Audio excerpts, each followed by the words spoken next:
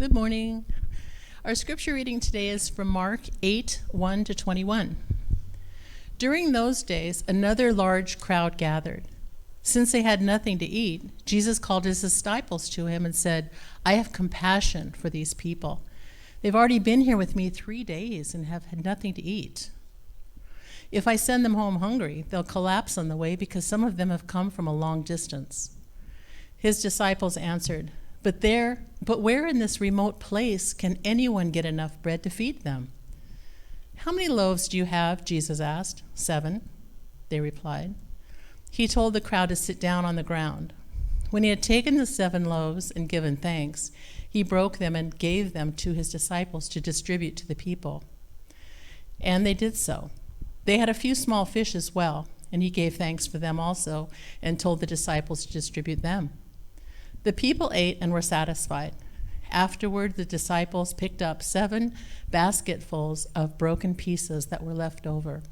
About 4,000 were present. After he had sent them away, he got into the boat with his disciples and went to the region of Dalmanutha. Do you know how many times I've practiced that word? The Pharisees came and began to question Jesus. To test him, they asked him for a sign from heaven. He sighed deeply and said, "Why does this generation ask for a sign? Truly I tell you, no sign will be given to it." Then he left them, got back into the boat, and crossed to the other side. The disciples had forgotten to bring bread, except for 1 loaf they had with them in the boat. "Be careful," Jesus warned them. "Watch out for the yeast of the Pharisees and that of Herod." They discussed this with one another and said, "It's because we have no bread." Aware of their discussion, Jesus asked them, "Why are you talking about having no bread? Do you still not see or understand? Are your hearts hardened? Do you have eyes but fail to see and ears but fail to hear? And don't you remember when I broke the 5 loaves for the 5,000? How many basketfuls of pieces did you pick up?" 12, they replied. "And when I broke the 7 loaves for the 4,000, how many basketfuls of pieces did you pick up?" They answered, 7. He said to them, "Do you still not understand?"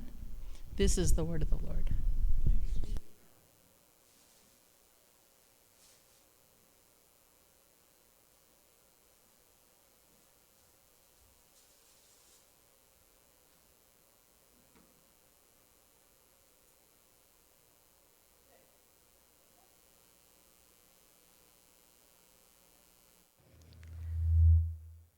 Wow, dramatic. Okay.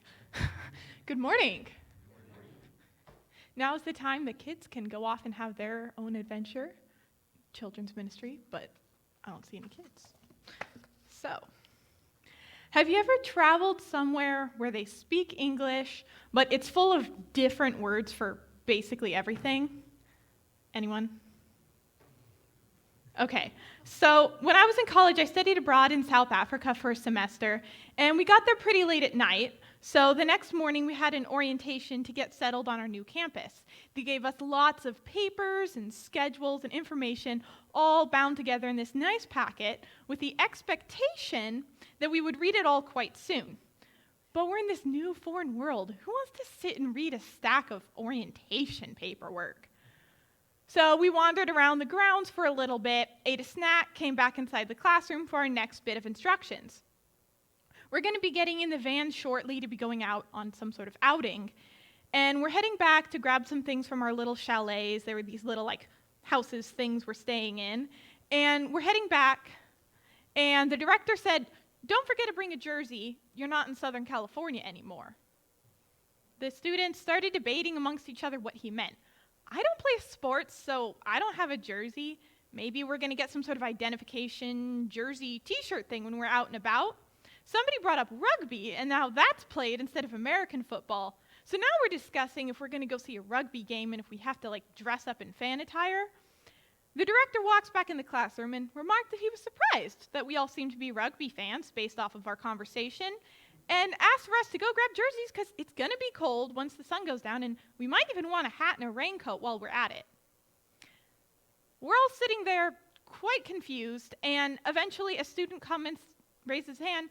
"We didn't bring any jerseys because we don't play sports. That's not what we're here for." The director was a bit confused for a moment and then asked, "What do you wear when you get cold?" "A sweatshirt." "We wear a sweatshirt or a jacket." Well, in that particular region in South Africa, what we call a sweatshirt is called a jersey. Had we been paying closer attention to the context and maybe read the list of words, of slang words that we were given in our orientation packet, we would have avoided a lot of confusion. But instead, we were too fixated on that singular word, jersey, missing all the context and information that we had been given. So we've all missed the point at times. Someone told us a story, and we got so fixated on one detail that we completely missed the purpose of telling the story. Chances are one of you right now is now just thinking, why didn't she say what city she was in? How many years ago did this happen? And we get sidetracked. And sometimes we do this to the Bible. We read a chapter, maybe part of the creation story, or a really confusing bit in Revelation, maybe even a bit of Jesus' teachings. And we proceed to divide ourselves up into these little factions over what is really meant by this one little specific detail that we completely lose track of what's being taught in the first place. The purpose of my little story in the beginning and what we see in today's reading from Mark is we need to pay attention. Chances are when you heard today's reading in Mark 8:11 through 21, give you a head start to find that, today you might have been a bit confused. It's one of those passages that you read and go, Jesus, what are you really saying here? So we're going to read it again together. So let's turn to Mark 8:11. And now that you're there, let's recall a little bit of the key events that we read in the last few weeks. Give us a bit of context. Jesus is going around teaching people who he is. He's telling them about how much God cares for them and how God's kingdom is better than the way that things have become. But he isn't just teaching with words. He's performing countless miracles to really drive home his lessons. He showed the people how much he cares for them by feeding people, healing them, and telling stories with a moral, parables. Most recently, the disciples witnessed Jesus feed a crowd from a few meager loaves of bread. Not once, but twice. News about this man was traveling to all ranks of society, including the Pharisees, who were the Jewish religious teachers of the day, and they're known as the ones that are always giving Jesus a hard time. They didn't like how Jesus, who was the Son of God, did not uphold their man-made religious traditions. So, with all that background in mind, now let's read Mark 8:11 through 13. The Pharisees came and began to question Jesus. To test him, they asked him for a sign from heaven. He sighed deeply and said, "Why does this generation ask for a sign? Truly, I tell you, no sign will be given to it." Then he left them, got back into the boat, and crossed to the other side. At first glance, it might seem like Jesus is angry and refusing to do any more miracles because he was just merely asked a question. Out of context, it may even seem like Jesus is trying to be secretive about who he is to people who just asked a question. But in light of what we know just happened, the context and what we know about the Pharisees, the truth becomes clearer. The Pharisees were trying to trap Jesus. They had seen and heard of Jesus doing miracles before. They'd heard some of his teachings. Jesus had revealed himself before, but they chose not to pay attention. Instead, they blinded themselves to the truth.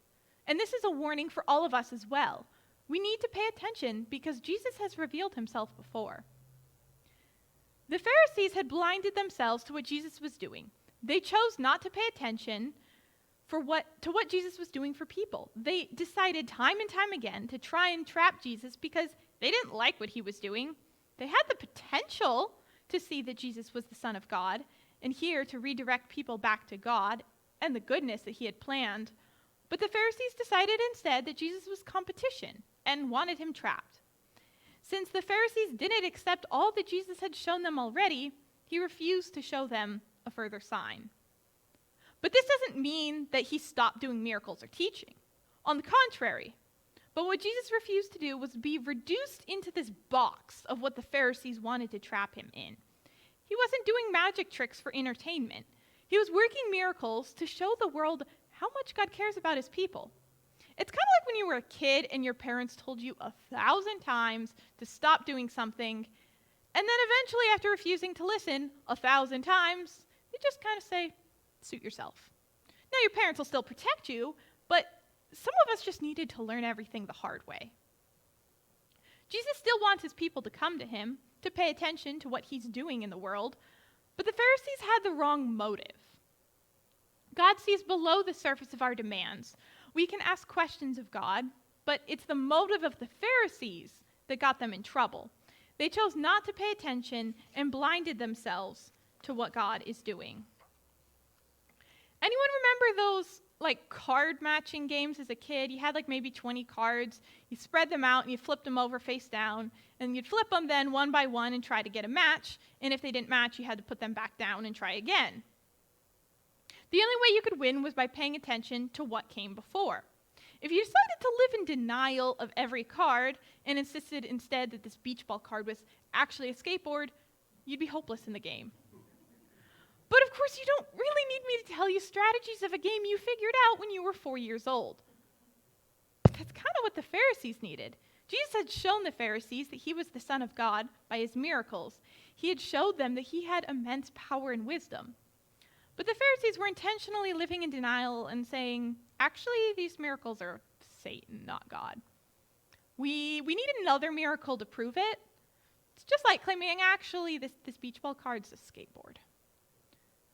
But we don't need to do the same things the Pharisees did. We can pay attention and not intentionally blind ourselves to what God is doing. We have a choice. God revealed who he is in Scripture, and he also reveals parts of himself in our world. I want us to pay attention to that this week. Take a walk, talk with people.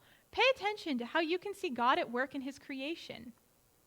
Maybe it's how all the elements of creation work together in a beautiful way, or how your extraordinarily Christ-like friend shows immense grace after facing hardship. Pay attention. I'd love to hear stories next week of how you saw God at work in a way you never noticed before. So the Pharisees weren't the only ones not paying attention. The disciples themselves seem to have completely missed the point this time around. So let's read this next chunk in Mark 8:14 through 15. The disciples had forgotten to bring bread, except for one loaf they had with them in the boat. Be careful, Jesus warned them. Watch out for the yeast of the Pharisees and that of Herod. So apparently at Hilltop I can only preach on passages that are talking about bread.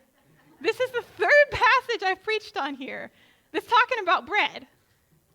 But it's not really about the bread, is it? And if you'll notice by the title of this sermon, that's going to be my new catchphrase. I found myself saying that quite a lot this week while reading this passage. It's about Jesus telling his disciples and us to be careful, to pay attention to what we let shape us. Jesus loved to teach by using illustrations and examples that made sense to his listeners.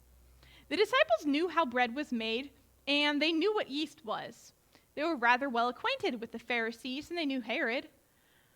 So Jesus' warning should have made sense. But they weren't really paying attention because they were too focused on bread. But before we get too distracted, we need to understand some more about all the references in Jesus' warning. We've already talked about the Pharisees, the religious leaders of Jesus' day. They had strict rules for Jews based on their tradition and interpretation of what we now call the Old Testament. They saw themselves as the caretakers, or more like the gatekeepers, of religion.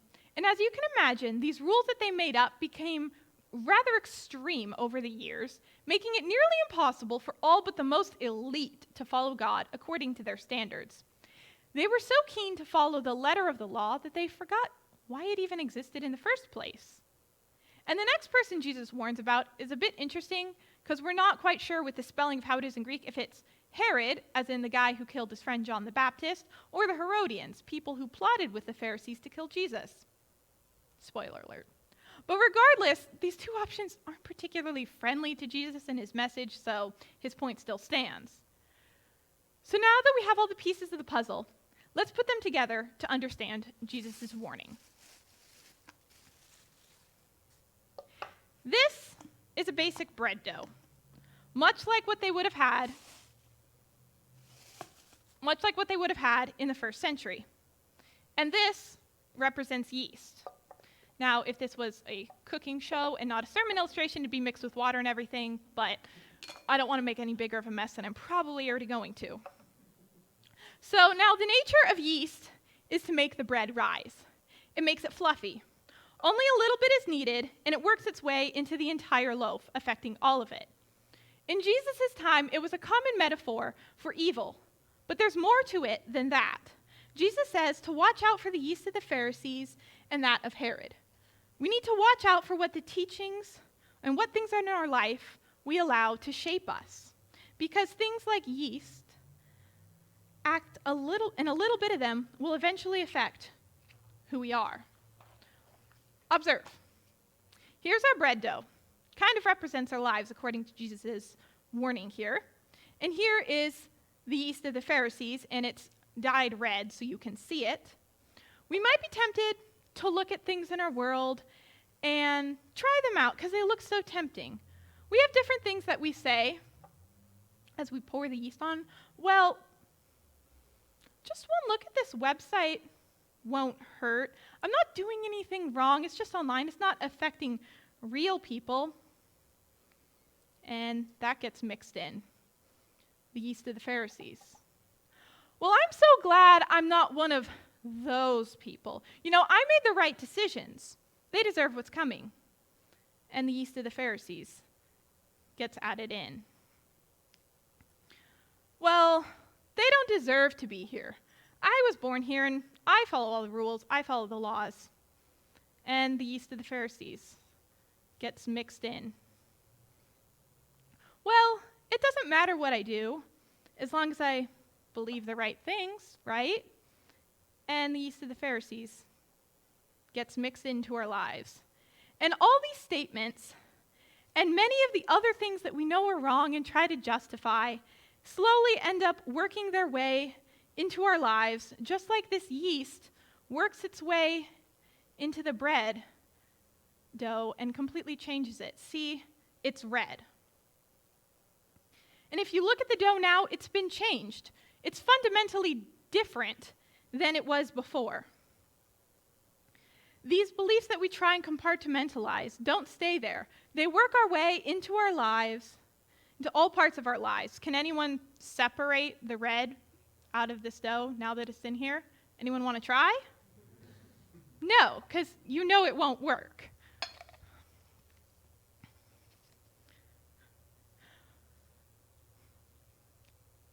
So we need to be careful what we allow to shape our lives because, as you saw, a little bit goes a long way. Good news. The bread isn't doomed. Well, that bread is. But we aren't. Because even though we all have areas in our lives where we've fallen short and even intentionally welcomed in the yeast of the Pharisees, Jesus wants more for us than that. Spoiler alert again. He dies at the end of the book, but don't worry, he comes back. He died to save us, to heal us from all the evil that had corrupted this world and our lives, that worked its way in, just like that yeast. He wants us to choose him over the yeast of the Pharisees. So pay attention to what you let shape your life. Is it the dangerous yeast? Or is it God honoring and loving of those around you? So this next portion, the disciples' response to all of this is almost a bit comical because I want to pretend they're playing dumb just to make a point. Because listen to this in verses 16 through 21. So keep in mind, they just heard Jesus' warning about the yeast of the Pharisees, and then they discussed this with one another and said, it's because we don't have any bread. Aware of their discussion, Jesus said to them, why are you talking about no bread? Do you not see or understand? Are your hearts hardened? Do you have eyes but fail to see and ears but fail to hear? Don't you remember when I broke the 5 loaves for the 5,000? How many basketfuls of bread or of pieces did you pick up? 12, they replied. And when I broke the 7 loaves for the 4,000, how many basketfuls did you pick up? 7. He said to them, do you still not understand? It's because we don't have any bread. Jesus is probably exasperated at this point. Guys, seriously, it's not about the bread. They completely missed the point. Not only that, but they technically did have 1 piece of bread with them, it says. And I get, we all exaggerate at times to make a point, like gas is $1 million right now, and I'm so hungry I could eat a horse. But even taking into account the disciples' exaggeration, they still weren't paying attention. If they were paying attention, they would have remembered what Jesus had done before. He just multiplied bread to feed a crowd, twice. They saw it. They participated. They also would have understood that Jesus' warning had nothing to do with their lack of bread. But maybe I'm just being a tad annoyed. But the point still stands for us. We need to pay attention to see what Jesus has done before and go below the surface, because he wasn't just talking about bread. It's a bit ironic, isn't it? The disciples just saw him multiply bread, not once but twice, and immediately after they're sitting with Jesus in a single loaf, complaining that they have no bread. It's almost comical how badly they're missing the point. Not only are they forgetting that Jesus just did some miracles, but they think that his warning somehow has to do with running out of bread again. If I was Jesus, this is the point where I would have just rolled my eyes, and they're in a boat, so I would have just swam to shore. Let them figure it out themselves. But instead, Jesus gracefully brings to mind what he'd done before. He multiplied bread for the 5,000. He multiplied bread for the 4,000. And at the end, the disciples still don't get it. So maybe we can give the Pharisees a bit of grace for missing the point, but the disciples too, they followed Jesus around. This serves as a warning to us believers today. We aren't exempt from missing the point, which is why we need to be continually turning to Jesus for guidance and remembering what he has done before. In the Old Testament, sometimes they would make physical structures to remind future generations and to remind themselves of what God has done for them. Maybe we can do the same. We can write down when something notable happens as a way of remembering and allowing us to go deeper. Our faith is not a one-off choice that we made years ago, but a continual turning to God every single day. It's a choice to live for Jesus in every decision. When we go below the surface of our faith, we go beyond just looking like a Christian. Our lives actually become transformed through Christ. But it comes with a warning. If we don't pay attention to what Jesus has done before, we may miss the point, just like the disciples did. We want to go deeper, yes, but we want to go deeper in our relationship with Christ, not just look the part. This week, I want us to pray each morning that God will guide us to understand what he wants for us. I pray that we'll go beyond surface level understanding and grow deeper in our relationship with God. So as I've mentioned before, I'm a pretty big fan of musicals. There's one I saw recently. It's a prequel to The Wizard of Oz, and you get to see how these various characters and what led them into being who they are in The Wizard of Oz. So in the beginning, the scene is set at a school, and there's this new boy, and he's there because he was completely oblivious to everything and was kicked out of all of his other schools. He's the king of being superficial and shallow. He sings a song about how he's dancing through life and just doing the bare minimum to skate by. Initially, it seems like a pain-free way to get through life. After all, he claims life's more painless for the brainless, and those who don't try never look foolish. Initially, it kind of seems like his policies may work, but troubles happen anyway, and he has to learn to go below the surface. And when he does, he finds life to be richer. So I don't want to give more of the musical away, but you don't need to be around for very long to know that his motto doesn't really work for very long. You miss out on a lot when you only stay at the superficial level. You can't get by like that. You may then find yourself like the disciples, arguing about bread instead of being cautious about the dangers around them. As Christians, we should be leading the world in loving our neighbor, caring for the downtrodden, but so often we just settle for the trappings of Christian culture. We go to church, maybe wear a little necklace with a cross, and we know our Bible stories, but we leave them at that, stories. This week I want to challenge us to go beyond the superficial, to go below the surface. I want us to pray for God to shape all aspects of our lives. I want us to be people that more than people that possess the trappings of Christian culture, I want us to be shaped by Christ. When we read our Bibles this week, let's go below the surface and pay attention to what God has to say. Let's go beyond the surface level of reading and hearing about what Jesus said, and also go out and live out his words and love our neighbor and care for those in need. It's easy to get distracted. In fact, it requires no effort at all. It's much harder to pay attention. And even though we have all the necessary information to follow Jesus faithfully, it's about more than just information. It's a relationship. Even Jesus' 12 disciples were warned that they could be susceptible to dangerous influences. So we need to be on our guard and keep our eyes set on Christ. And when we do, we can go below the surface level understanding and grow in a richer relationship. Our lives will grow till then look more and more like Christ. So let's be people this week that pay attention. Let's be on alert and see how God is moving in our ordinary lives to do extraordinary things. And with that, will you pray with me? Father, I pray that you will open our eyes this week to see you at work. I pray that you will guide us so we can pay attention and see how you are shaping things, how you are putting things together. And I pray that we will be people who grow deeper in relationship with you and live it out every single day. In your name we pray, amen. And I'd also like to invite the worship team back up this time.